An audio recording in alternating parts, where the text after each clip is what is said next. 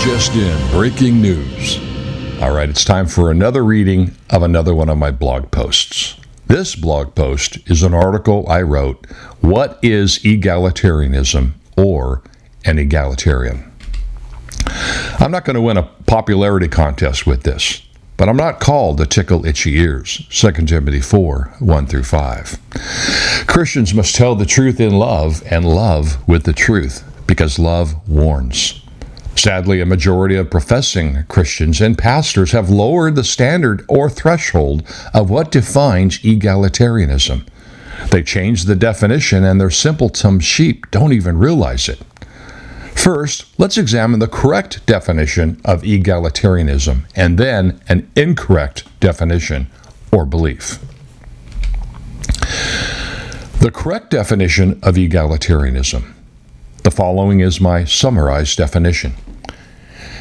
Egalitarianism is the unbiblical belief that male and female are equal. They wrongfully believe that all people are entitled to equal rights and opportunities. They wrongfully believe that all people are equal politically and socially. They also sinfully believe men and women share an equality of interchangeable roles in church, the home, the workplace, and or society. See footnote number 1 for further information on that. Egalitarianism and feminism are synonymous.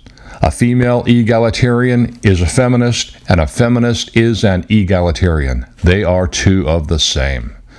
A man, or perhaps better said, a male proponent of egalitarianism is an egalitarian and a pro-feminist. And now, an incorrect definition of egalitarianism. This is where most evangelicalism is today. They don't think they're egalitarian, but they are. There are various levels of egalitarianism, but as I said before, a little egalitarianism egalitarians the whole lump. I heard an egalitarian pastor here in Tennessee tell their church many times from the pulpit things like, quote, women are equal to men, or, quote, our wives are equal to their husbands, end of quote. See footnote number 2 for further details. Sometimes he would even call on women to read the authoritative scripture in the Lord's sanctuary. But then away from the pulpit, and when only men were around, he would say, quote, but they have different roles, close quote. That's complementarianism and must be rejected along with egalitarianism. However, though that level or view of egalitarianism might object to putting a woman behind the pulpit to preach a sermon on the Lord's Day, they would sinfully put a woman behind the pulpit for other reasons or duties. Or they would give a woman a microphone, a voice in other portions of the building that we wrongfully call the church, or in other ministries. And by the way, in unbiblical ministries that you won't find in the scriptures. Though that level of egalitarianism would rightfully object to a woman holding the office title of deacon, elder, or pastor, they compromise or wink and nod by wrongfully giving them other titles that are not found in the scriptures. All ministries in the local church should be led by elders or elder-qualified men, not women. But the many churches I visited in Tennessee are commonly relinquishing roles held by men over to women. They sinfully compromise and negotiate with egalitarians, feminists, redefining the definition or the threshold of what an egalitarian is or is not. That's another reason to not have these unbiblical, gender-segregated men's and women's ministries, which I'm formally guilty of myself. Moreover, these unbiblical women's ministries aren't led by men. Instead, the women are leading themselves. After all, feminism teaches we don't need men. And today's unbiblical women's conferences, women's liberation movement is growing. Whereas and by the way, well-known Reformed Baptists are sharing the pulpits with these women at conferences.